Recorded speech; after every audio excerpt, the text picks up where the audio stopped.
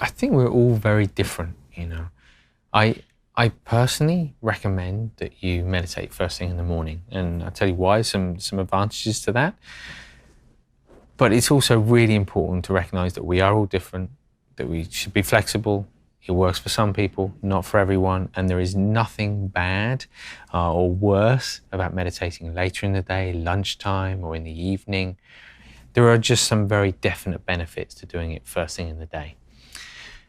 Number one, you get rid of any kind of grogginess from your sleep. So you really start the day feeling kind of calm and clear and fresh. So I think it's just a nice way to begin the day.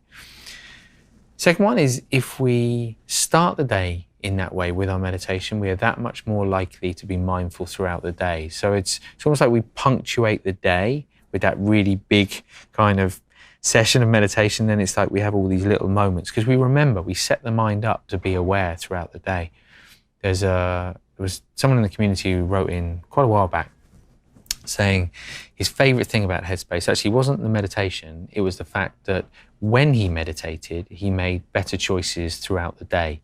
So he would when he started the day with meditation, he would go to the gym.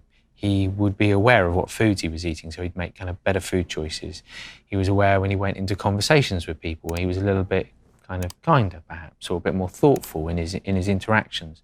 So there's really something about that. If we can begin the day in that way, it really sets us up for the entire sort of day ahead.